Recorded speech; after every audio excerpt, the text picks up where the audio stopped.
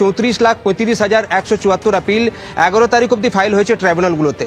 সেক্ষেত্রে যত সংখ্যক মানুষকে বাদ দেওয়া হয়েছিল অ্যাডজুডিকেশনে তার থেকে বেশি আপিল ফাইল হয়ে গেছে অলরেডি ট্রাইব্যুনালগুলোর কাছে। 11 তারিখেই যে পরিসংখ্যান আমরা দেখি সেটাতে 34,35,174। সেক্ষেত্রে যারা 11 তারিখ অব্দি ফাইল করেছেন ট্রাইব্যুনাল, আজ থেকে ট্রাইব্যুনাল কাজ স্টার্ট করছে, তারা কি ভোটে অংশ নিতে পারবেন? প্রথমে শ্যাম দেওয়ান এটা বলেন কি আপনি অনুরোধ করেন সুপ্রিম কোর্টের কাছে সুপ্রিম কোর্ট যেন ইলেকশন কমিশনকে নির্দেশ দিক কি তারা একটা সাপ্লিমেন্টারি লিস্ট রিলিজ করবে এবং তাদের যাদের যাদের নাম ক্লিয়ার হয়ে যাচ্ছে ট্রাইব্যুনালের তরফ থেকে তারা ভোটে অংশ নিতে পারবেন।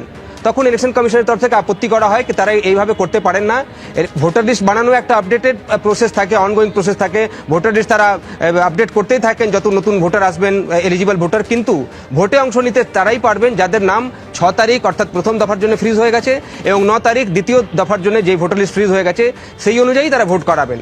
তখন সুপ্রিম কোর্ট তাকে বলে কি কিন্তু তাদের কাছে তো একটা পাওয়ার রয়েছে 142-তে, যখন তারা হিয়ারিং করছেন তারা তো এরকম অর্ডার দিতেই পারেন। তখন ইলেকশন কমিশন বলে কি হ্যাঁ আপনারা এরকম অর্ডার দিতে পারেন, কিন্তু তারা নিয়ম হিসাবে বলছেন তিনি কি ভোটার লিস্টে তারা যুক্ত করে দেবেন তাদের নাম, কিন্তু এই ভোটে তারা অংশ নেবেন না। যেহেতু যে নিয়ম রয়েছে ইলেকশন কমিশনের সেটাতে বলাই আছে কি নমিনেশনের লাস্ট ডেট হলো যেদিন ভোটার লিস্ট ফ্রিজ হয়ে যায় এবং সেক্ষেত্রে নতুন ভোটার ভোটিং সেই ভোটে অংশ নিতে পারবেন না।